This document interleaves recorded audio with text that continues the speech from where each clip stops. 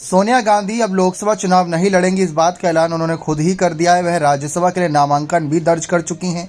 इस बीच चर्चा इस बात की है कि रायबरेली सीट पर कांग्रेस, जो लगातार पिछले कई चुनावों से लगातार जीतती आ रही है, क्या उस सीट पर कोई और पार्टी अपनी दावेदारी पेश कर सकती है।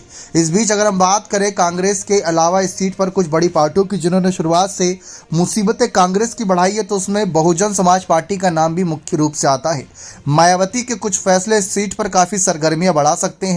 अगर हम पिछले 4 से 5 चुनावी नतीजे उठाकर देखें, चाहे साल 1999 की बात करें, तो बहुजन समाज पार्टी इस सीट पर नंबर 3 की पार्टी थी। उनको 1,37,000 वोट मिले थे, जबकि जीतने वाले कैप्टन सतीश शर्मा को कांग्रेस की 2,24,000 वोट मिले थे। वही 2004 के चुनाव में जब सोनिया गांधी सीट से चुनाव लड़ी थी, तो बीएसपी नंबर 3 पर पार्टी रही थी, तब समाजवादी पार्टी नंबर 2 पर रहा करती थी। लेकिन अब सपा ने 2006 के उपचुनाव के बाद से यह फैसला लिया कि वह सीट पर कैंडिडेट नहीं उतारेंगे।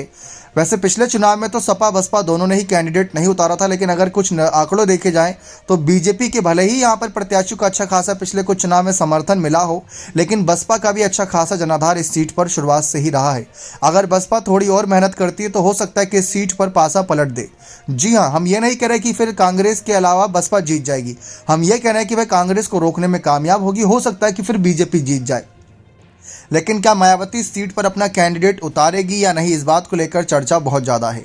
देखा जाए तो साल 2014 में जब बसपा अकेले चुनाव लड़ी थी तो उन्होंने कैंडिडेट उतारा था। साल 2009 में जब बसपा अकेले चुनाव लड़ी थी तो उन्होंने अपना कैंडिडेट उतारा था और इस सीट पर नंबर 2 की पार्टी रही थी।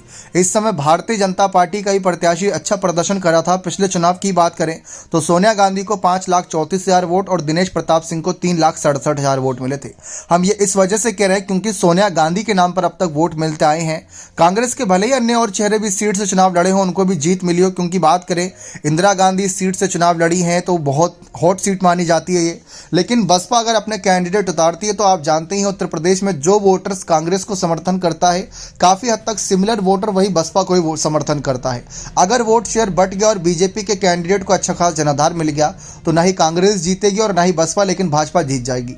तो यही हालात बन सकते हैं अगर मायावती ने सीट पर कोई बड़ा फैसला ले लिया, क्योंकि हो सकता है कि इस बार चुनाव प्रियंका गांधी इस सीट से लड़ें या किसी और नए चेहरे को कांग्रेस इस सीट से मौका दे। ये बात तय है कि सोनिया गांधी चुनाव नहीं लड़ेंगी। समाजवादी पार्टी ने भी यह तय करा है कि वे सीट पर अपना कैंडिडेट नहीं उतारेंगे और अगर इंडिया अलायंस बना रहा, सपा कांग्रेस का गठबंधन रहा, तो ये बात भी तय है कि सपा फिर तो यह सीट कहीं ना कहीं कांग्रेस के खाते में ही दे देगी। लेकिन बसपा अपना कैंडिडेट उतारकर इस चुनाव में काफ़ी मुश्किलें पैदा कर सकती हैं। फिलहाल तो बहुजन समाज पार्टी क्या रणनीति, इस बात का खुलासा नहीं हो रहा। मायावती ने अभी तक अपने पत्ते नहीं खोले हैं।